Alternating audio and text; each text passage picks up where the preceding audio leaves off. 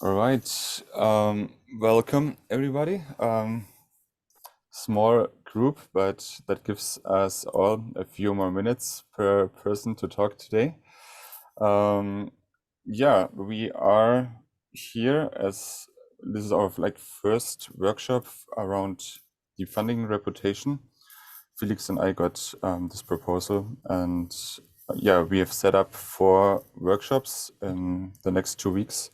And this is the first one. And today it's the inside perspective, as we say, to brainstorm a little bit on what kind of reputation matters, starting with the big picture, and then at the course of this workshop narrow it down to what's priority and what's where we can set the course today and where we need more research. And the second workshop will be next week, where we have some experts from the SNet ecosystem, and then we have another one where we bring experts from other ecosystems together, like Polkadot, Cardano, and probably Arbitrum as well. And then the last one will be an open workshop for the community, which might happen in 2 to 3 weeks. And yeah, the goal, as I've said, for today is that we get a very good overview of what is important in terms of reputation in DeepFunding, and especially I think the last few weeks there was so much movement around reputation, and I think it's good that we have some time today to bring all these different thoughts together and see and discuss what actually is also important for the MVP version of the community engagement tool, so that we just get a good sense of where we are with all these ideas. So we have 90 minutes today, or up to 90 minutes. I think, Jan, you have to leave a bit earlier, right? No, I think I had another meeting that was moved or something, so I can stay for the whole meeting. Okay, cool. So like the idea is that I've prepared 4 main questions, and that we use like around 15 minutes each to brainstorm around these questions, and then come up at the end with some outcomes or recommendations. And we start like very broad. So the first question is like, what kind of reputation matters? And I really want us to think in all possible directions, like which actions could lead to high reputation, to low reputation, so that we just step maybe a little back from all the discussions we had the last 2-3 weeks and really think, okay, what kind of reputation exists, and then we go as we move forward, we'll narrow it down, and we'll talk about like what data, like when it comes to reputation, it's very important that we have a track record, otherwise you can't build reputation. And when we think about 2 years ahead, so like what data would we like to have in order to build a specific reputation, and what data we should starting to collect today in order to be able to do that. So that will be the second question. And the third one will then so then we collect all the ideas that we have and start to prioritize. So what is easy to implement, what needs more research, what's priority, what's just nice to have. So that's going to be that part. And then I want us to talk a little bit about architecture and considerations that we we should do today in order to incorporate all these ideas. And then I think we hopefully have a much better feeling and an overview around all our ideas and plans around reputation and also the community engagement tool. Let me see if I had another. On your share, hands up. Yeah, please. Yeah. One question. It seems to me that reputation and voting are being mixed up a little bit. So we talk about, sometimes we say that we're talking about reputation, but we're actually talking about voting or vice versa. How do you see that in the terms of this workshop? Like voting is part of it, but for me it's yeah, and a lot of our conversations the last few weeks were more on voting actually, but I think yeah. On this regard, voting is more like a use case of or how can reputations be used. From our perspective, it's much more saying, okay, for example, voting is one use case. What other use cases could there be? And how could the use cases ideally support the funding's mission and processes, systems? Kenrick, you have hands.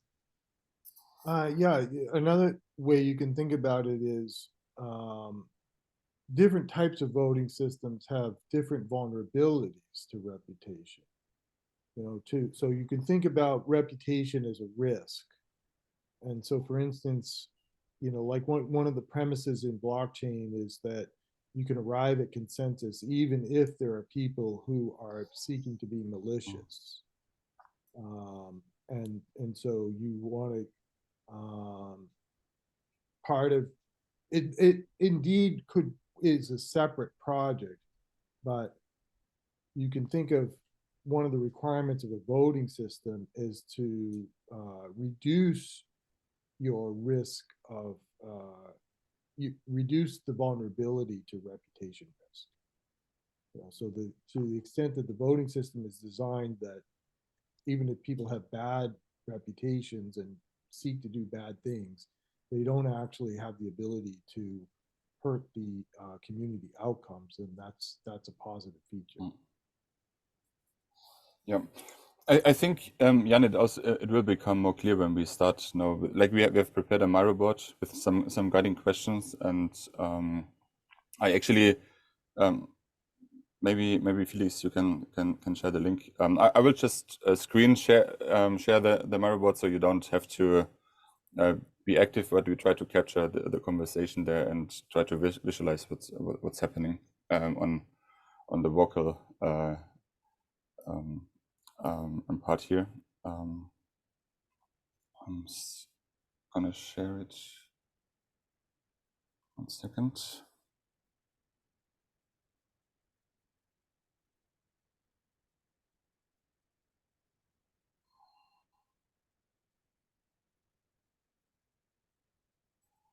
Oh, where's Miro? It's not sorry, it does not appear.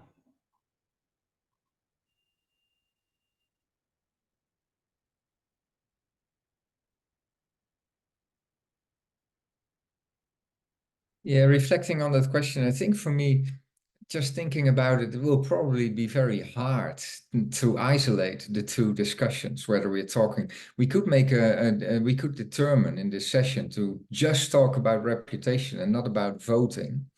But I'm not sure if I will be able to manage, and I'm also not sure if that will be the most productive way. But it's your show, so I'm happy to accommodate whatever you think is most helpful. Well, maybe like how voting behavior affects reputation, but not how voting is implemented within the system. I think I know they're pretty correlated, but maybe how we can take into account how someone votes and how that affects their reputation. Yeah, exactly. That's perfectly said. So like the idea was that first I would ask you, Jan, to say a few words about like what's actually the goal of DeepFunding, and then like, and we have already talked about that, but it gives us kind of an idea what, when we talk about reputation, okay, that must, it needs to be connected to our goal. And then the second question will be like, what actions can lead to high and low reputation? That's exactly also what Joanna said. So what voting behavior could be one part, but we can think about like different roles and processes in DeepFunding that can, and actions related to these roles and processes can lead to high and low reputation. So the idea of this part is just to take a step back and think of much more than we might have discussed the last few weeks, and just to see if we missed maybe something, or is there something that's also might be important in a year, but it also makes sense to think about it today. So that's the idea of this first question. Okay, you want me to kick it off? Yeah, sure. Question? So what's the goal of DeepFunding? I think I already saw it in your opening slide, and I thought that was very well captured. If you really want me to take a step back, well, the further step back I can take is to help bring about beneficial artificial general intelligence, right? So I'm not sure if that will be very helpful in this perspective. It's a bit too high level. But the two goals that are taken from that, the first is, and that's more DeepFunding. We want to help the decentralized AI platform grow, and focusing a little bit more on that is we want to make sure that valuable, high quality services are created for the platform. And we want to have applications developed that use those services on the platform. I think those are, so in general, we want to have usage of the platform. That is a very important thing. And the second thing is we want to create a community of builders, as I call it. And builders in the widest term of the widest sense of the term, like a UXer or a marketeer could also be a builder in a way. And if I try to connect that to what would that do you want me to reflect what that would mean for reputation, or just keep it at this? You can continue. Okay, so one interesting perspective that came up in the town hall yesterday was somebody from Andamio saying, well, we also need to have reputation on people's skills. So I'm thinking on having this job marketplace, and it would be helpful if people, if you would be able to somehow have an indication of how well a person would fit to your needs. Let's put it like that. And reputation could play a role there. Another very interesting perspective, but this is really a vague one that I haven't drilled down in. I don't have a clear idea how to embed it in our system, but so that's probably for future use. But I was impressed by that book of Elinor Ostrom, or based on the work of Elinor Ostrom, and about that picture with the two chicken cages. And the benefit there was that it's about the team, it's about the group, and I completely agree with that. And I think that's something that we're still overlooking. And like I say, I don't know exactly how to implement or where or whatever, but it's something to keep in the back of our head, that also maybe even ad hoc collaborations or long-term collaborations of people could somehow also get a reputation. So that would definitely tie into that second goal of DeepFunding, create a community of builders, I would say, also the first one. Then another thing is that in order to have a healthy community and assure high value projects landing on the platform, we would need to, it would be helpful to have a good feedback system. And if we could tie that to reputation, and if we could have a higher confidence that whatever rating is assigned to a project in our portal, for instance, would be realistic and fair, then that would open up all kinds of opportunities. For instance, we could filter out projects that are below a certain threshold and have the community vote only on a subset of projects, just as an example.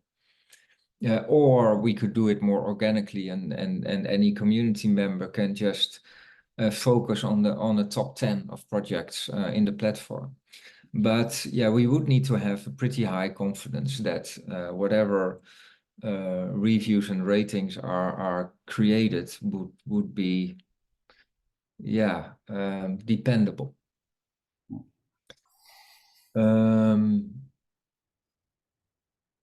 Another use case for reputation, well, going to the area of voting, and how we are using it right now is as a mitigation to wallet splitting. That's one way of looking at it. And another way of looking at it is saying, well, the same way as I mentioned in reviews and ratings, if somebody has demonstrated very good,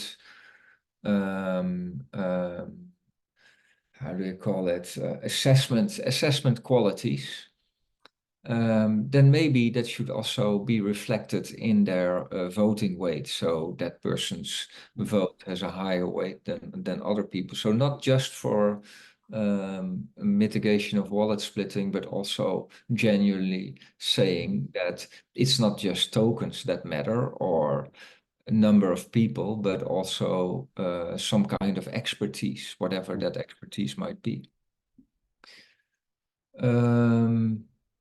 Maybe the last thing right now on my mind, and that's also a little bit further away. DeepFunding is about this community. It's about grants that need to be voted upon. But there's also the program itself and the governance of the program itself. And I can imagine that if we are going into a kind of voting system, or even, maybe not even voting, but a selection system where the members of circles will rotate as hopefully our community will grow over time. There will be more candidates, and maybe we'll get to a luxury position at some point that we need to filter candidates who want to be in a circle. Having a kind of reputation that says something about how applicable somebody is, what the chances of success, how engaged somebody is, for instance, would be very helpful there. Yeah. So those are very, very different dimensions in which you can use reputation, and each of these dimensions would have another meaning of reputation. It could have quite a different rating, for instance. Yeah, thanks, Jan. Kenrick? Yeah, particularly when John starts to talk about that last application, and maybe this is part of another later in the conversation, but at some point it would be good to talk about the issues around self-sovereign identity, because I have a concern that in trying to build a centralized reputation database, which is kind of the approach we're currently taking, we're setting the community up for a huge set of vulnerabilities. And the community itself might not be the ones that would directly manipulate and abuse the database, but you have to expect that it can be hacked and be misused. And so that's why in my email about this, I asked about the security issues, that from my perspective, it's an extremely high priority to get away from this idea of centralized processing of these reputation scores and move towards people having GIDs and then self-sovereign identity controls. And somehow if an identity reputation is going to be made about people in the community, that the individuals have some control over. Yeah, I agree. If I may comment on that, two perspectives here. One perspective is also yesterday, sometimes, and I haven't completely crystallized this idea for myself, but I was thinking we were building this huge machinery, and how much of that machinery could we do without if we would just be assured that this person is a unique individual and he only votes once in our system, for instance. So if we would have that kind of identification, wouldn't it make a lot of other things unnecessary? Not everything, of course, but some things. And what is the balance there? Yeah, what do we want to achieve? So that is one perspective. Yep. Another perspective here is that I agree, decentralized identities. I agree that you should have ownership over these identities. The latest initiative of Cardano is interesting in that respect. I think maybe we can tie it in somehow. Also, our own very modest wallet linking tool might have a role. Nevertheless, if we, and this is a recurring theme, if we are putting more and more things on chain, and yesterday I had a discussion related to the Treasury Guild and whether we should use that process for everything in all our circles as a side note. If there's more and more behavior of a person related to some pseudo ID, that is a risk in itself, because I don't believe that pseudo IDs will be secret for all of time. I think at some point, if somebody puts enough effort in it, it will be possible to link a pseudo ID to a person. Probably it's not even that hard as we imagine, especially not if you have all that behavior, because that can also tell something about who the actual person is. So That's true. Like we should be aware of that, and I think at some point we should make a decision what we think is safe and what we warrant and what not. I mean, I'm on YouTube movies all the time and saying all kinds of things, and they are online and everybody can see it, and no way I can remove that or hide that. So maybe we shouldn't also be overdoing this, but yeah, I feel at some point we need to make a kind of decision there. Can you you wanted to add something? No, Okay. I agree with what John Okay. said. That these are the kind of risks and balances that you have to think about. All right. Maybe we can take a few more minutes to think about like think more of actions when we talk about reputations. Like we already talked about certain voting behavior and stuff, but maybe I think it's helpful if we really just think of actions that should impact reputation, or reputation should be linked to certain actions before we move on what data we actually should start to collect, or would. Shall we just call out and somebody will add those? Yeah.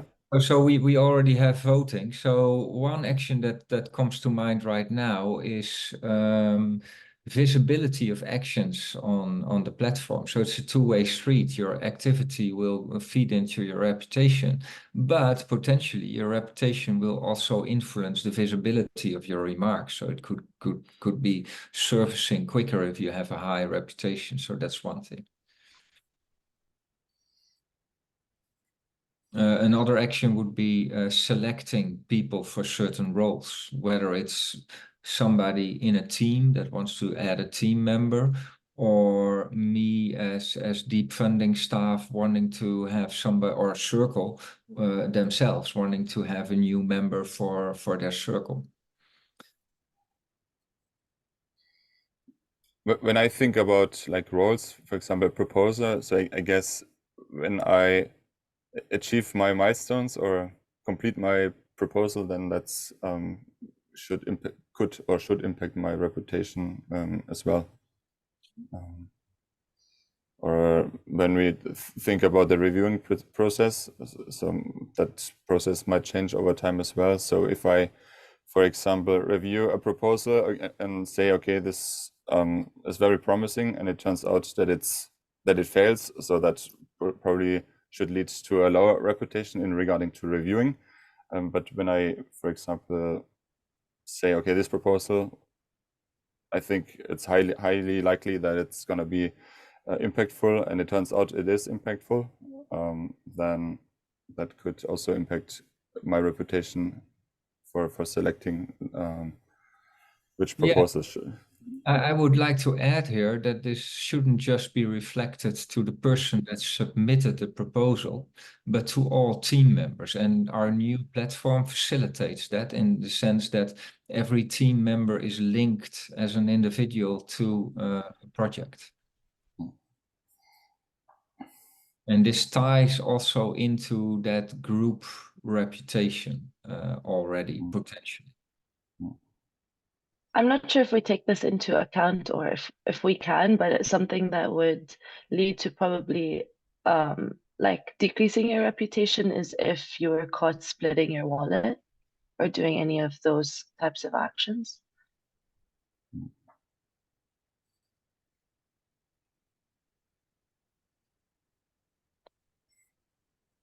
Yeah, I think we can add correlation here as a topic as well.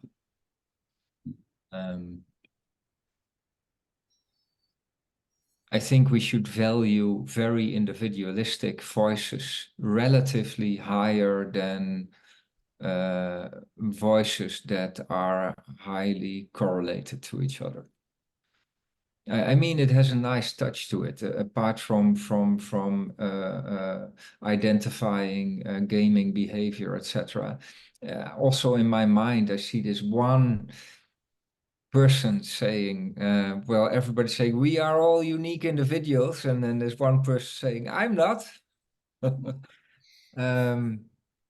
So I think it would be great for a program like ours if we really value the one person that has a contrary voice. Maybe not over, but at least giving that proper value.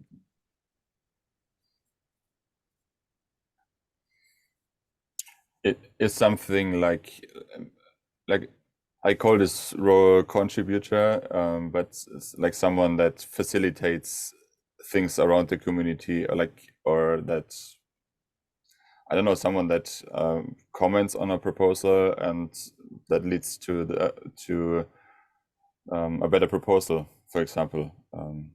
Yeah, so all kinds of feedback on proposals, both comments and reviews and ratings these days. So that is a particular thing, just like creating a proposal or being part of a team that creates a proposal. And in that fashion, I think also being part of meetings like town halls and all kinds of things should be factored in. And that would, for instance, could give somebody very high reputation if you are looking for a new circle member. Yeah, I think those, like the more like those types of actions that are harder to capture.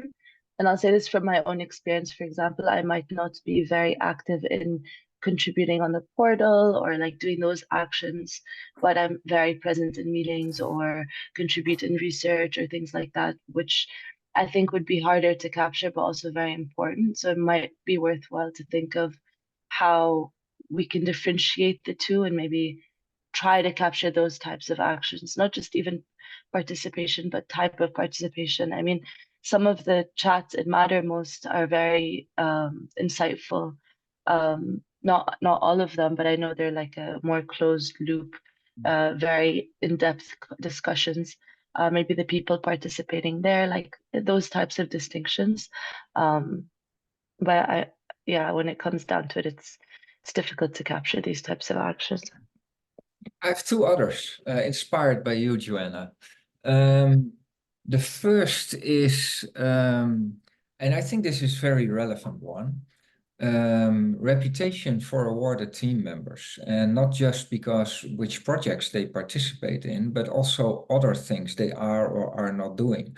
One very simple one is submitting the monthly survey, which I'm not sure about how disciplined we're sending it out, but that's also in the progress.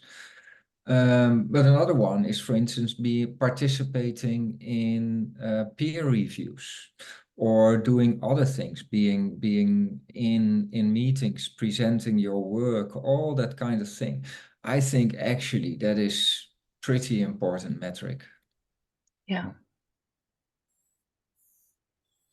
Yeah, because this was kind of inspired by a conversation I had yesterday. Is like it's very interesting to see the people that are actively contributing in the town hall or whatnot, because it's really driven by passion and an interest to better the ecosystem. It's not in any way compensated.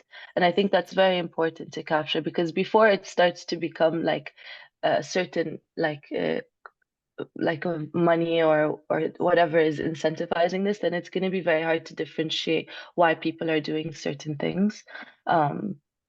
So yeah, I think like you said as well, like any sort of continuous feedback that's being done by an individual that is actually contributing to enhancing deep funding, I think is very important to capture. Anything that they're taking out of their time. Yeah, and you are all good examples of that. You're all awarded team members and all very active. But for instance, the other day was very positively surprised by Subir and Gabriel wanting to lead the awarded teams circle. And I think, yeah, those kind of actions are really important for our ecosystem. So yeah, if we can somehow at least visualize that these are our most respected team members or something. Yeah, that would already be helpful. The other thing I was thinking about is maybe activity on social media. So Telegram, Discord, Mattermost, and maybe not So your all previous is good activity, so that's another thing, but maybe Daniel's tooling can help us a little bit with that. to your previous point, Jan, are those like circle members, or are those documented anywhere? Are they captured, like who's doing what within deep funding, who's a part of what circle, or how is that data being captured? That's a good point. So what I will do is what I'm trying to get organized is that twice a year we'll have a retrospective on the circles where we will have a report on hours and budget spent on which task, something like that is what I expect now. And also the circle itself will reflect on what went well and what they learned and what they want to do better and what they want to do in the next half year, etc. So in that sense, a more generic thing will already be available. The other perspective here is tied to what I was just outlining. We had an unplanned discussion, but a long one, Peter, me, and Raphael on payment processes. And it's a little bit different across circles. So one initiative that Raphael took is more alignment, trying to get alignment between circles where possible. And payment would be one of them. And we have some ideas that report could be made out of that. But yeah, if we could if we would, I was a little bit resistant, to be honest, but I'm almost won over. If we would use D-Work as a central hub for tracking all those tasks, yeah, then basically you have what you want, I think, or what you were looking for. It doesn't say everything. It says how many people are, or how many hours a person is writing. It doesn't say everything about a person's value or engagement or whatever. But it's something. So another thing, this is also an interesting one here, to capture that unquantified value. There's this option of having this kind of, let's say, a value token that everybody can distribute. I can give people tokens that over the past half year or something, I thought had a really good contribution. So Sarah from Socius had that idea and wanted us to use his token for that, but we can also have our own token for that, or another way of doing that, even maybe untokenized. I don't know. I don't care. But Felix, would you think this is like in line with Gimbal tokens, if it could be replicated within DeepFunding or something? Gimbal Not tokens right now are, I think, mostly handed out based on activities that you've been doing.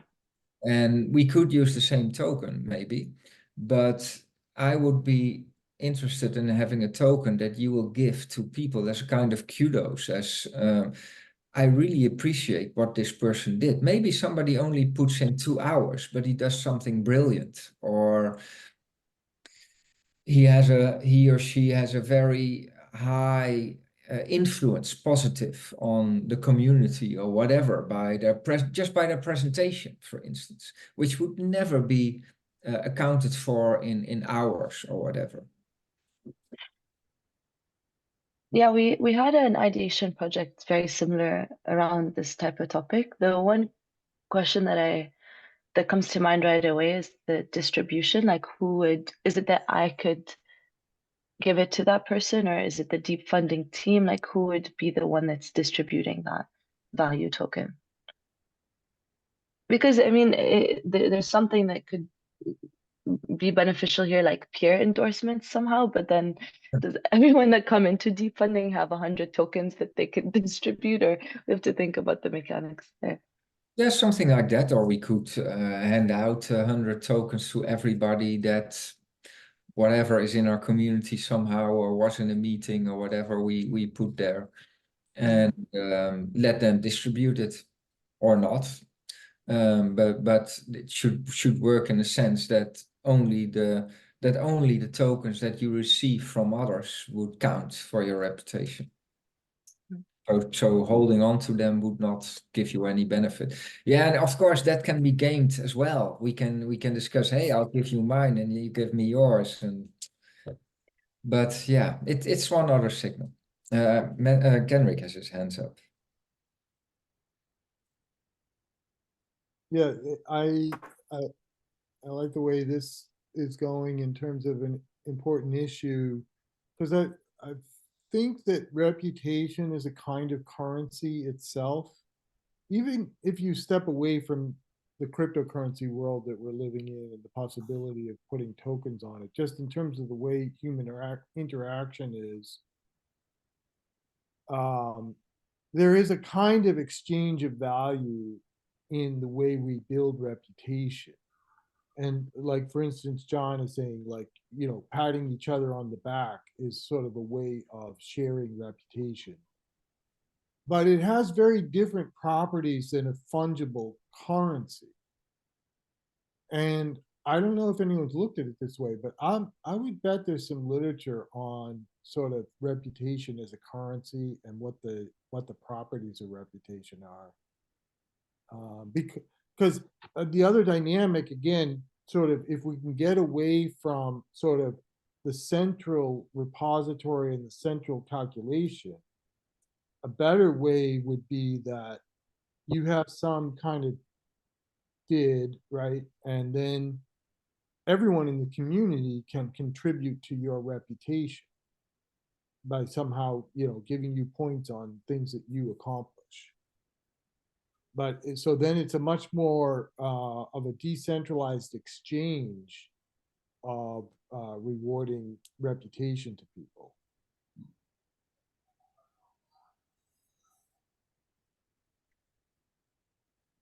but the tricky part, if it just go further, like again, John was kind of getting at this, is that the tricky part is that with any currency, you have to kind of think carefully about the constraints around it. Like what would prohibit two people from just, back and forth, just sharing reputation to each other? Like, so how do you constrain it somehow? How does it become a constrained resource, I guess is the way to express it.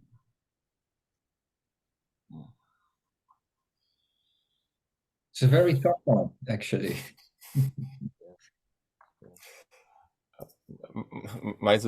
I think we could spend a whole other workshop just on that part. I feel like because we've already spent quite a lot of time on that section, but I think it was important to just see like what kind of like roles are, or I put it that way. I think all these different types of reputation that we just talked about are linked to different roles, and I think as a next exercise we could or question to answer, we could one more yeah. before, so that we don't forget it. It's about wallet related reputation. We have things like how old is a wallet, indeed reputation, or wallet splitting behavior, and maybe suspicious, whatever that is, trading behavior, trading versus holding behavior. I think we should keep those in perspective as well. And especially the wallet age, I think, is also interesting. Yeah. No, that was a good point. So when I was preparing this board, I was thinking of like 4 different roles. Like voter is a role that whatever my voting behavior is can lead to can influence my reputation. Then I called it contributor, but the question is if that's like narrow enough, or is it or should we divide it into maybe different, still different parts? And then we have the reviewer, proposer. So my question first is if we need that these different roles. I think we do, but just curious to hear what you guys think, and if we need more. And then the follow-up question would be like, what's priority right now? Like what's easy to implement, and what data is related to these roles? Do we already have what data we is missing, but we would like to have? So that's kind of the next questions that I think proposer, I would maybe rephrase to builder or something, because it's not just a proposer, but everybody part of the team and everybody building. So I think builder and reviewer are very nice. Is a nice distinction. They could be both, of course, and it's not unique. Contributor, I also makes sense to me, but it needs some context, what kind of contributions we mean here. And I think if you were, so reviewer and builder are very directed to projects. And I think if we put contributor in the context of the program, so program contributor, it would make a lot of sense. And voter, yeah, could technically be both, depending on the vote.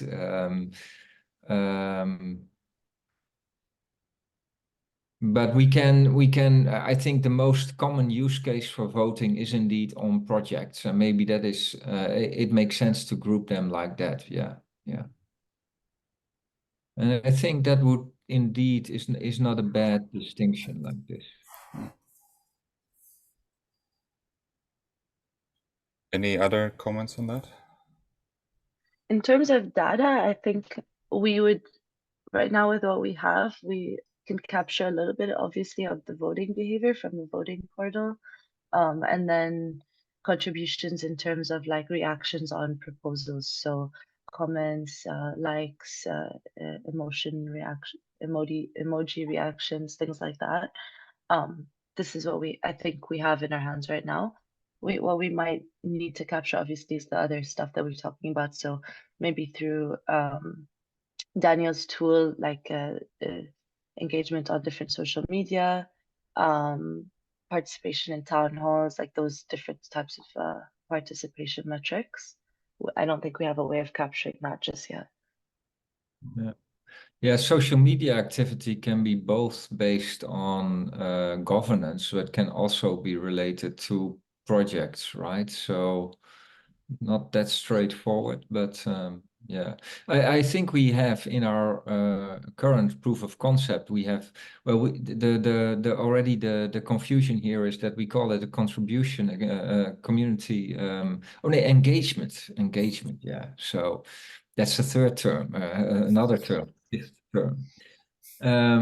So I think what we're capturing now is mostly the reviewer behavior and a little bit of the builder behavior.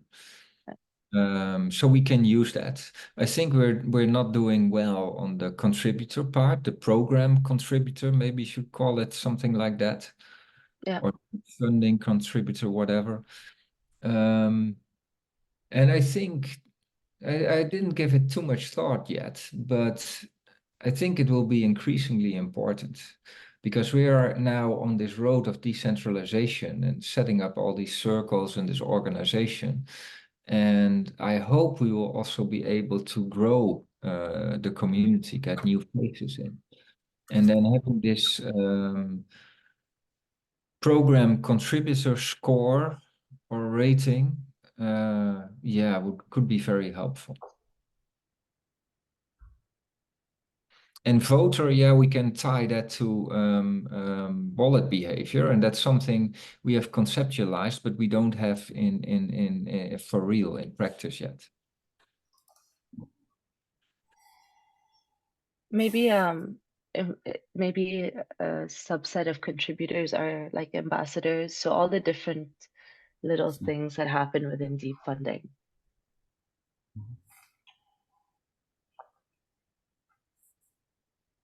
Yeah, I guess it makes sense to have a good distinguish as much as we can in order to have like a relevant reputation at the end. So question here, would they all kind of feed into the same voting power output? So if I am in the circle or in the ambassador program or doing all of these other things, I will eventually have a higher voting power within this system as well, right? I think that would make sense, yeah. If you're more engaged and you're putting more of yourself into the program, then I think it's not unreasonable to give you also a higher weight in the voting thing. And not black and white, right? I mean, we also need very good experts that don't have that much time to be to spend a lot of time, but are very valuable in their assessments. But yeah, I think it makes sense if you are very active, then you have a certain kind of knowledge. We can assume that you have a certain kind of knowledge and understanding what is most needed Right. to be successful.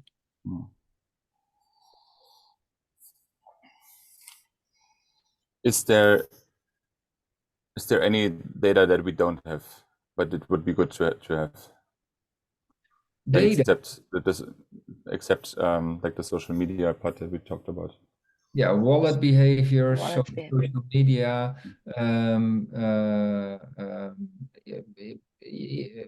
attendance to events. We are also either not capturing or not using what we are capturing. So those are three already. The social graphs on wallets, you know, or in matter of fact, any of these data things, not so much looking at it from individuals, but rather looking at the social graphs so that you can build reputations around sub-communities. Because this I think was one of the key points from Ostrom's work that really hit me, that John was talking about at the beginning of the meeting, that in order to evolve a community that is collaborative, your rewards and punishments have to be based on community actions, not necessarily individual actions.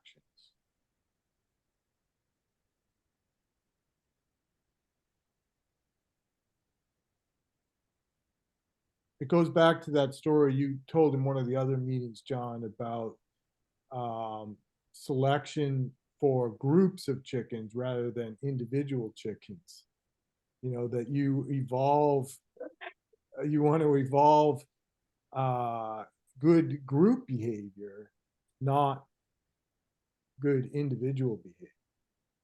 Well, you probably want to have both. But yeah, you want both. But the point is that, I guess the bigger point from that evolutionary story, the bigger point is that you don't want to be selecting just for your highest performers, because your highest performers can be ruthless in how they obtain that, whatever metric you set up.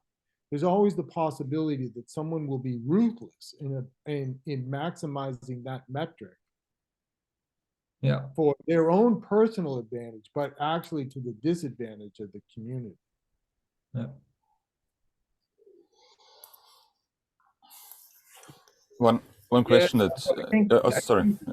What, Go ahead. what is a tough one, and I think that is why reputation systems in general struggle. I think where we're coming from is a situation where people really know each other and interact with each other, and a lot of things are implicit, and you know who you can trust, etc. But if we're scaling this to a global system, then you don't know people anymore, and then you need to capture that somehow in ratings, and those ratings can be gamed. And so what in the end I think makes the difference is a sense of belonging. That's kind of how yeah? you're definitely tapping into a very difficult aspect of this. But the way I've been thinking about it is I've been trying to piece together like how this would work, is that you become a member of several different social graphs, right? And on the one hand, you don't necessarily even know who the other people in this social graph are. But now your reputation is going to be affected by that. But so how does that affect your own behavior, right? Well, I think what it does, I think there's a positive thing here, is it makes you take some responsibility for who you affiliate with. And it makes you take some responsibility as a group as to how you as a group develop your reputation within your community.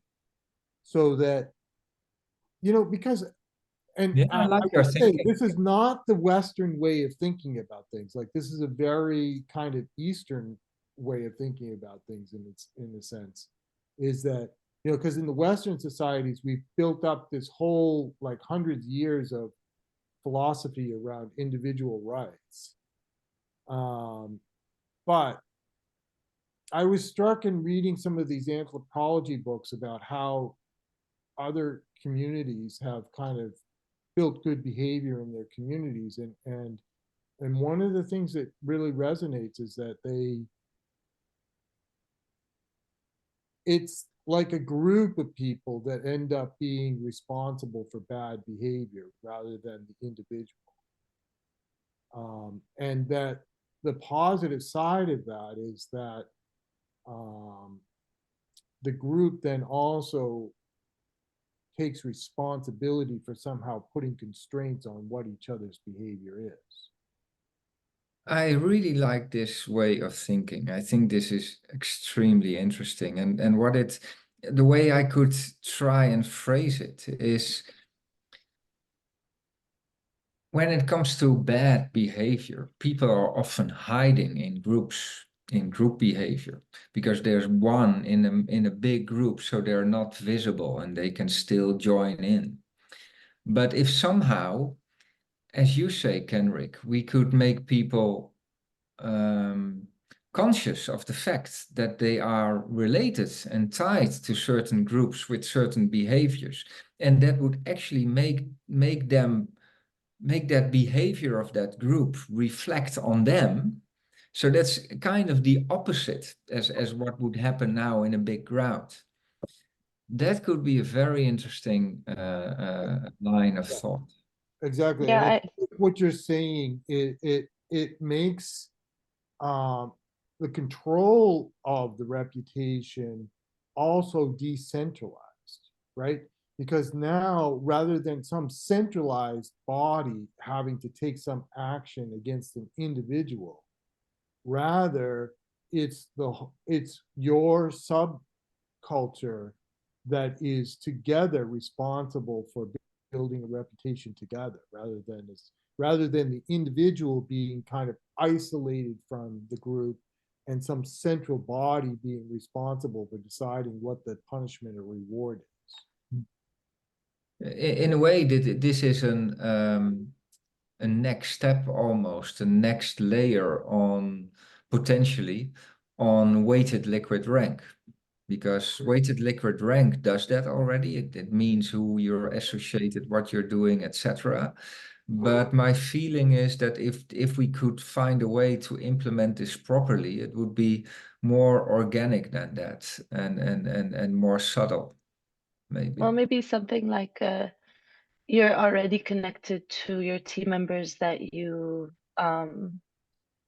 work on a proposal with, or you're already connected to the members of the circle that you choose to work with, like those sort of connections that we already see within deep funding. Because I think it really matters, like when whoever executes a proposal together, they should, I believe, be very in line with their, like, the way they behave in an ecosystem, or what they think is better for that ecosystem, because they're building for it.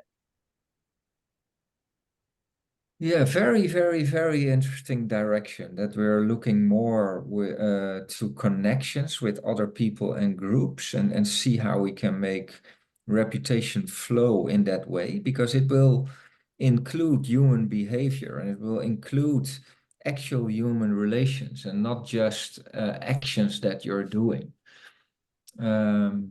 Yeah, cool. I don't want to derail the conversation too much, but just I forgot to mention this, like, back on the token concept. And I know, like, there's certain actions that were taken to prevent wallet splitting, but I took some time to read more on, like, the soul-bound tokens. If you guys haven't read that paper, I highly recommend it, because it does touch on a lot of the things that we're trying to solve by Vitalik Buterin. And from a technology perspective, it's very similar to the idea of DIDs and SSI, where you would, like, issue these credentials, but the difference is it's a non-transferable token. So it's tied to your wallet. Obviously, that comes with its issues, but because it's very community-based, there's this concept of social recovery. So your community can vet who you are, so you can regain your credentials on a different wallet if you need to. And it goes from being able to issue credentials of, oh, this person has attended this event, to this person is an expert in XYZ. I'll take, obviously, a way deeper dive into it, but it could be something that we think about when we're thinking of how we want to represent these sort of contributions and engagements on chain, or tie them to the individual. This I've was also a couple of times, soulbound token, also in the context of Mindplex, I think. If there's a specific article that explains the context more broadly, could you share it with Sure, me? of course, of course. problem with this is then also to look on the technical feasibility of solutions. For example, some stuff like this, for example, non-spendable assets work on some protocols, not on others. For example, on Cardano, you can't create non-sendable assets, right? There you have to go to other protocols. And then also where it comes, I think this was also a conversation which we had already very often, also in regard to the token thing. that definitely there should be a high interoperability. Once to regard to within the ecosystem, so to say that ideally it's modular based. So any project within the SNet ecosystem can simply apply to it on a later stage. And as well, like here on the technical layer, right? What can we actually do on the platforms which are used right now? Yeah, I think this is the I think the biggest issue is like because we're solving these problems, I think a little too early, that we're like in theory way more advanced than the technology, that we're trying to like build it in a way that it's very future proof. But sometimes, at least from my own experience from building in this space, the end goal is interoperability. So maybe we should think of it from the perspective of maybe we do what fits very well for us within this ecosystem, maybe with hopes that eventually it will be interoperable with others, which I think it will be because all of this is working in tandem. Maybe this goes back to Jan yesterday, Walt's comment of like, okay, do we need to solve the world? Probably not. Maybe we need to solve our own issues immediately, and then we know the direction of the tech is for everything to interoperate. So I think that might be a good way of thinking about it. Yeah, I just let the discussion go because I think we went in a very interesting direction. So it's maybe a bit off topic originally, but I think it's quite important. So I just let it go. But maybe we can use the last 20 minutes a bit to start prioritizing, like, and help Joanna and me to to understand what we need to incorporate in the MVP, or like what's not necessary right now, but it's good to think about just the data that we want to have and start to collect. But yeah, I think that it's would be good if we can use the last 20 minutes to I can start. if you want. I made a few notes prior to this call, so I can more or less read them aloud. So I think as main short-term requirements, I added ways to mitigate wallet splitting. I think that would be an important one, and but it can be done on different ways, right? So it can be correlation metrics, either behavioral or transactional. It could be wallet age. It could be reputation weights that we already had in previous rounds. But it could also be KYC or identification, DID, however you want to call it. So I'm not sure what direction we should take there, but to have a measure that will mitigate the risk of wallet splitting would be great. Yeah, I think another short-term thing, what we already discussed before, is we have this proof of concept. If we could align this proof of concept with the new data coming out of WordPress, which we'll have in a couple of weeks, I think that would also both help that wallet splitting and be valuable short-term output.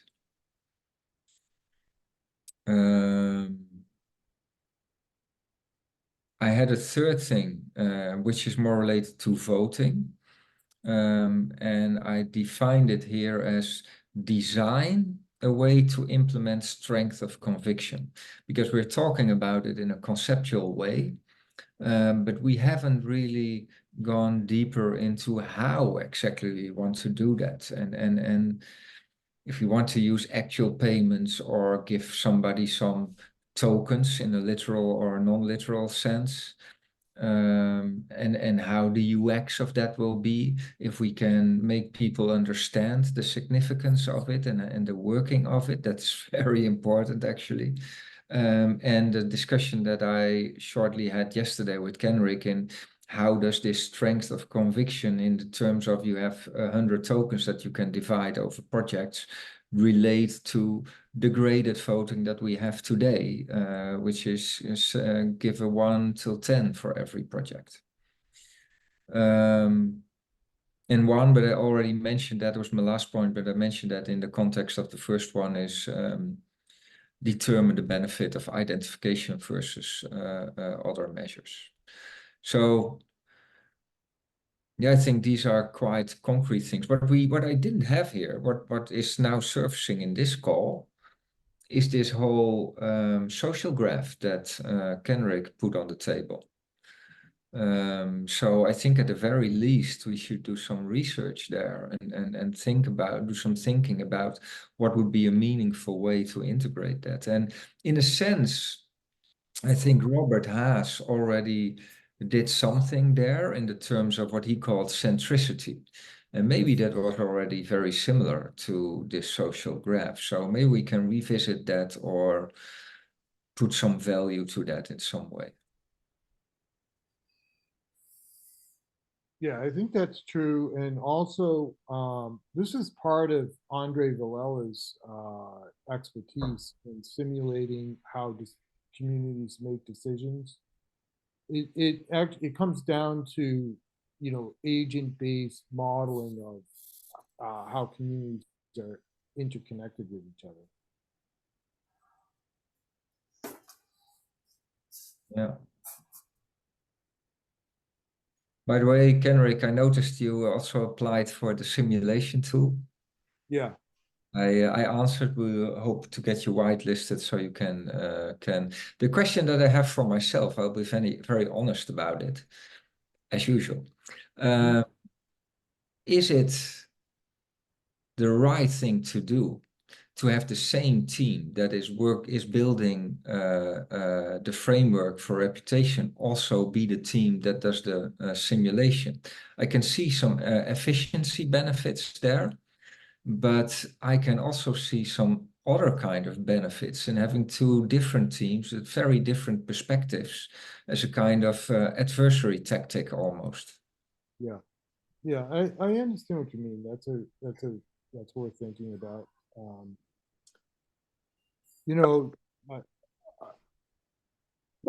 It's a valid point. I'll just say, we'll put our proposal in, and Andre Villela is just exceptional at this particular problem. He does completely extraordinary work on agent-based simulations of decisions. So you get a chance to see what he's done, and he has a lot of publications in Nature, Science, and Proceedings of the National Academy of Science and other very top journals on his work. All right, well, that's luxury. We have something to look forward to. I love hearing this. And I know that a student from Anton will apply, and they also have some, I suppose, agent-based simulations ready already that they might. So it will be an interesting battle. The only thing I want to mention is that it would be very good for this simulator to have a kind of independency in the whole thing. So that so we're talking about group thinking here, and that it doesn't turn into a group thinking thing. Right. Well, we'll give some thought to that too. Yeah.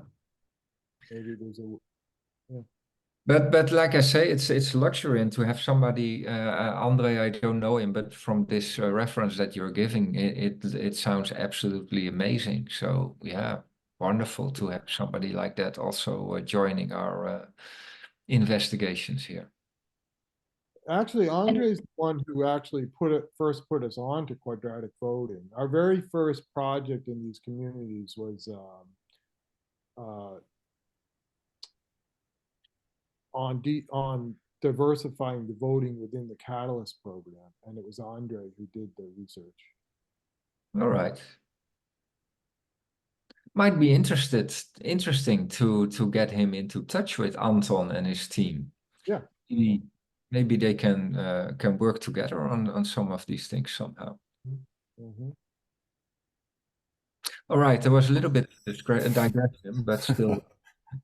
Yeah, I just want to circle back a little bit to the MVP that we're obviously, because there's everything in a lot of directions. So we did a bit attempted to do a bit of a deep dive into the POC code.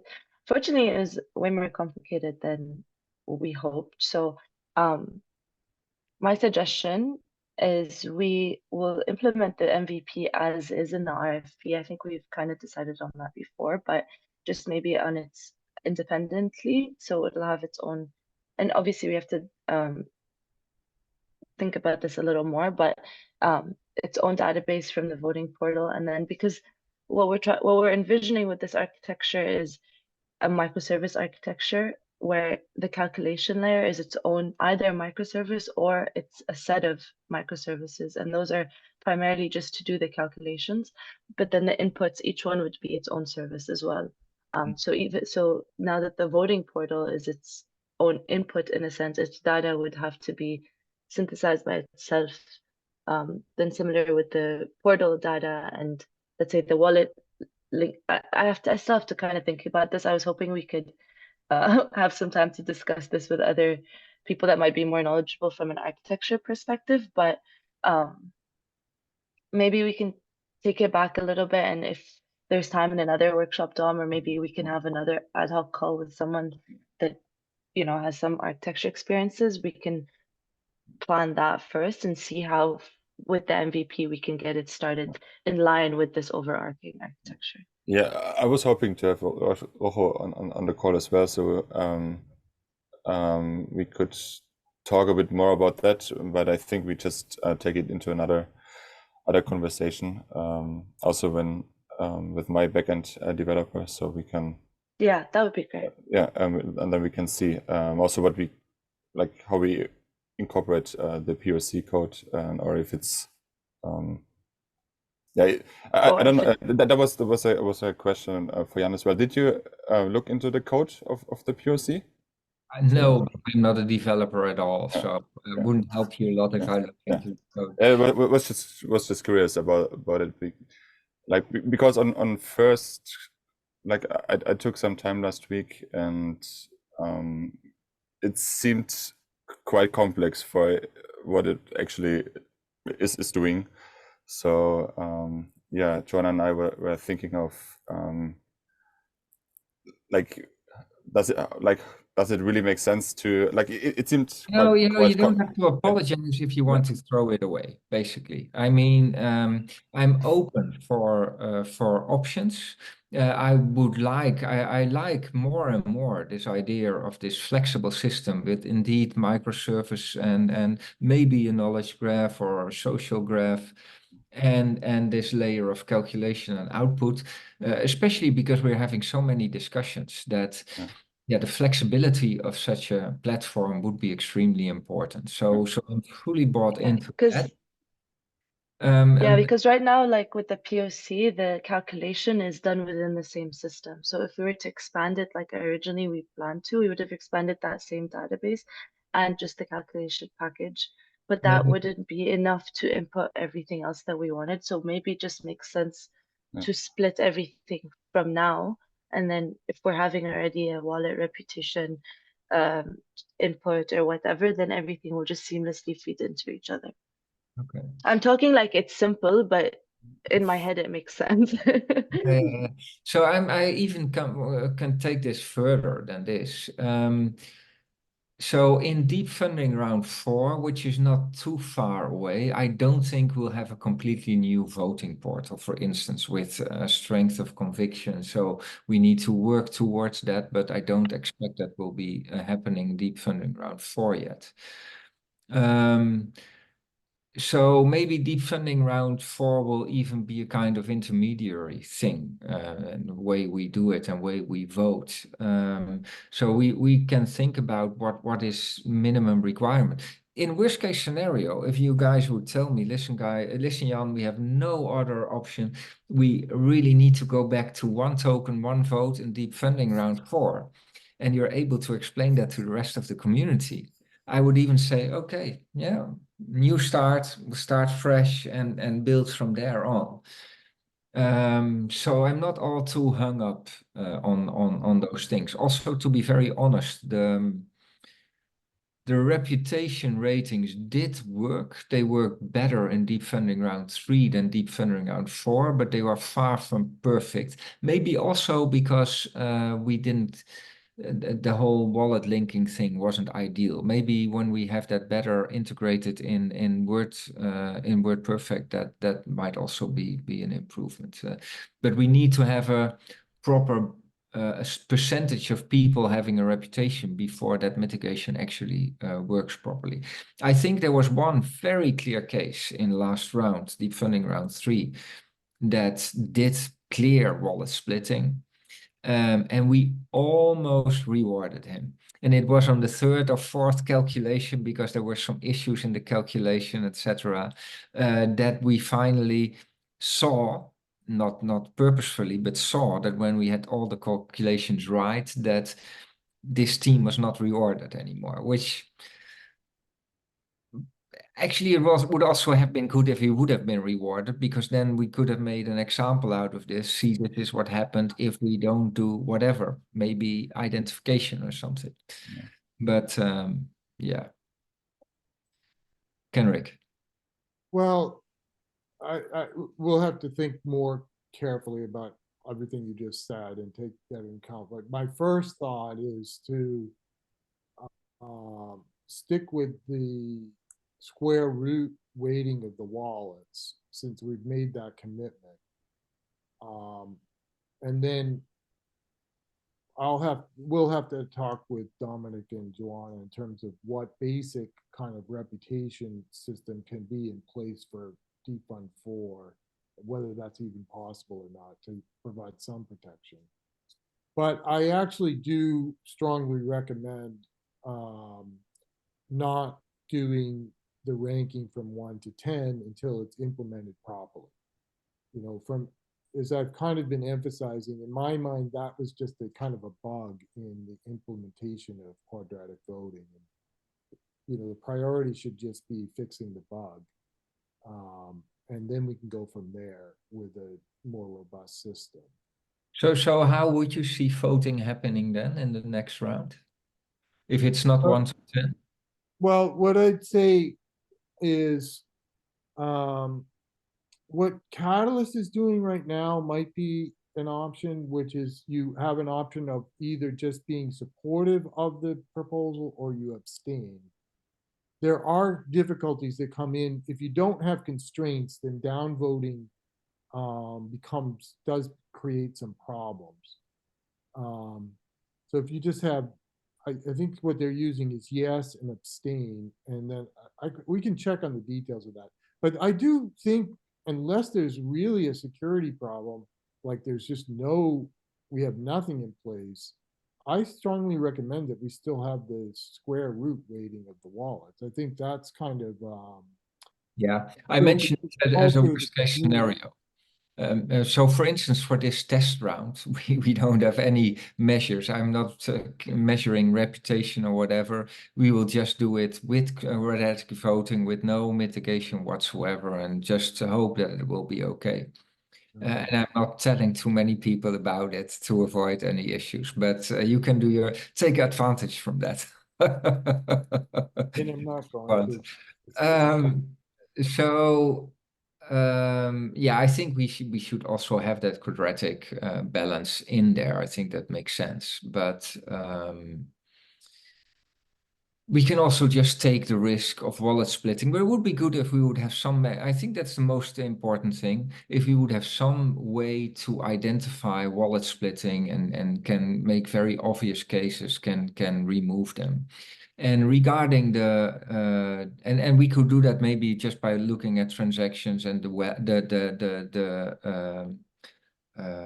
age of the wallet. I think that would already be a very good indicator, and it shouldn't be too hard to do that, I would say. I'll tell you one from that Gitcoin article I read, that seemed to be part of their defense mechanism, is they do analysis, but then ultimately it's like a circle team that analyzes the analysis and makes a judgment as to whether there was malicious collusion or not. Yeah. And because automating all of that is tough. Yeah.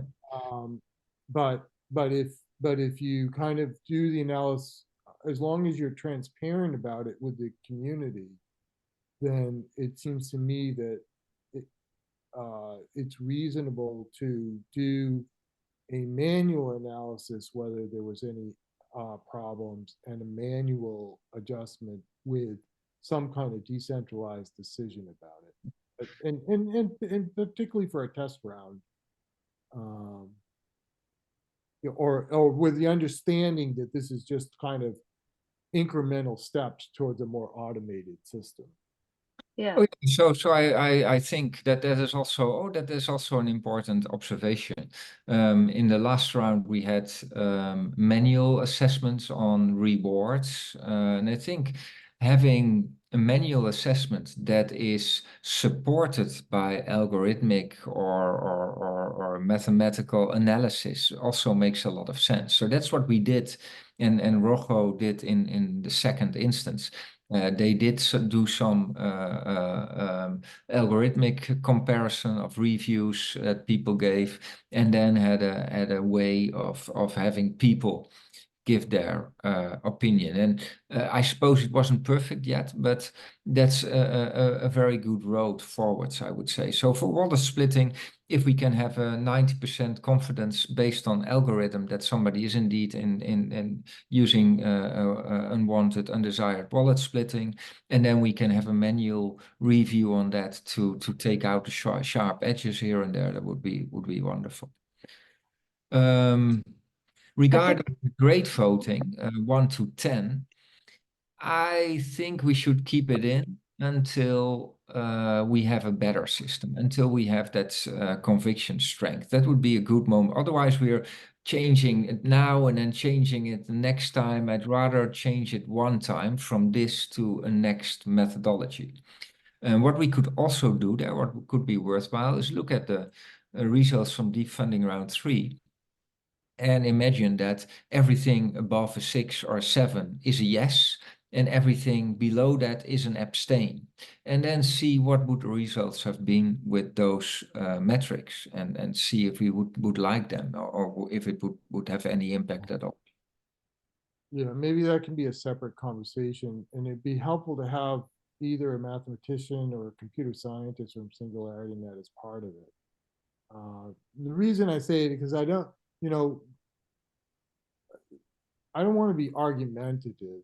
At the same time, there are some things that, are more like mathematical proofs rather than a community poll about opinions. And in this case, I think it really is just a flaw in the implementation of quadratic voting. And so continuing with it would not be my recommendation.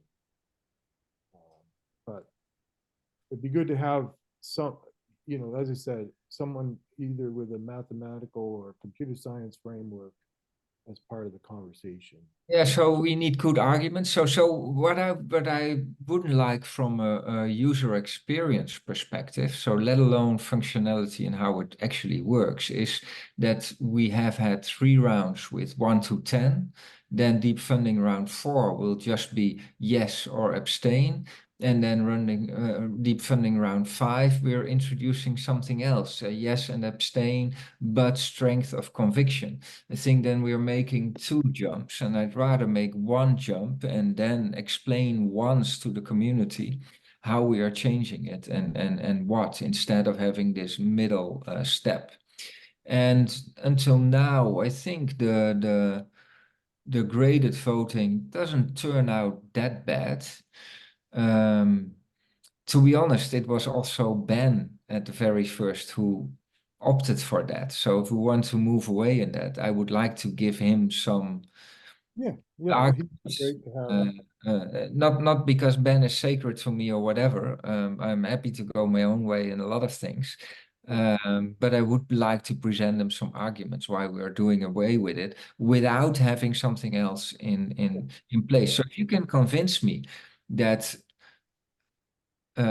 opt in or abstain in favor of abstain will actually remove problems that we have or remove risks that we are having now and lead to better outcomes, I'm not against it. I'm not married to anything.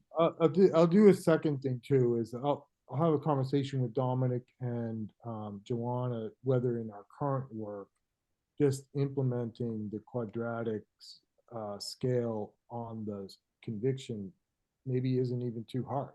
It's just a matter of implementing it properly. So that might not even be a hard thing to do, but we just do that for round 4. I'm not quite, it's not quite clear to me A what little you're saying optimistic. here, but yeah, maybe we should We'll lay out some options for it, I guess. Yeah, let's think about how we want to do voting in deep funding round 4. What makes most sense? So I remember, I think I even in round 1 I did some analysis like this. What if? I think I should have read it back. Did something like that. Above 7 is a yes, and the rest is no. What would be the outcome? I'll see if I can find it.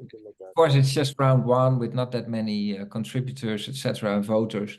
But that's a relatively easy exercise to do, looking backwards and see what if we change the data in that way. All right. Well, great conversation. I'm gonna have to jump off. I got another meeting to prepare for. But, thank you, Kenrick. Yeah, 90 minutes. Sorry? No, yeah, I was saying a great conversation, and glad that we can do it so widely and have that step back. I think we actually did that and didn't hold on tightly to our positions. I think that's very important, being open-minded. So thank you. Thank you also, Kenrick, for your contributions and that social graph thing. It sticks to me, and I really like that direction. So let's see what this will take us. all right. Okay. Thank you all. 90 minutes go by quickly. Sorry, I just wanted to say one last thing. Two things, actually, something that I need to think about more, but I think we should really take advantage of like blockchain and how transparent it is. I know we do wallet splitting in terms of wallet history and stuff, but if we were to somehow crack the idea of minting, I know it doesn't work on Cardano, but maybe we can talk with some experts, a non-transferable token for every token that for every wallet that is voting within DeepFunding. That's a way to just make sure, whatever. We have to think about that, but that's not the point. The other thing is, so for just this MVP, because we're taking a step back, is there any pushback in maybe just taking some more time to actually gather more requirements and design the solution before, actually going ahead with building whatever was set out in the RFP? Sorry, can you explain it? This second point, didn't quite get it. Just like maybe taking a little bit of a step back and having some more calls and gathering some more requirements about what we want the architecture to be, and designing that first, like just really focusing on design, because if I don't want the POC thing to happen again where we're building and throwing it away. So maybe putting more efforts into the design of what we want the system to be, and then seeing exactly what we can implement with the MVP from there. Yeah, I'm totally fine with that. I think probably deep funding round 4 will be in hopefully 2 months or less even. So I'm not sure what we could accomplish. But we do have deep funding round 4, so we have to make a decision on how we will treat it. And I don't want you to rush into things and develop all kinds of stuff that is not really what we want, because then there will always be another reason to do something quick and dirty. So I agree with you that we should have a proper design, the proper architecture that we can rely on and build upon. And the blockchain layer ties into that, I suppose. Yeah. Okay, so that sounds really good. We can have an internal meeting to see if we need to alter anything within the actual proposal. But I think, yeah, if we have just a big focus on design, architecture design, and then seeing how that would be implemented forward with our work, and then with any RFPs that we might want to put out for deep funding for how the voting thing will all work out together. So if you guys are okay with that, then this is, I think, what we'll start to do from now. Yeah, I'd rather have deep funding round 4 being a little bit off in terms of voting and winning, But then starting from deep funding round 5 and 6, we are really building something solid that we believe in, that we can build upon, etc. Then rushing into deep funding round 4, and in deep funding round 9, we still have backward Yes. because there is code that is not right, or things that do not behave, or black boxes or whatever. So maybe what we could do is set up some other types of workshops with some solution architects that we might know. And now I have a way better idea of what we want the system to be, and I think Dom, you as well. So we can start from there. Maybe Rojo, if you know anyone, I'll know some people, and then we can,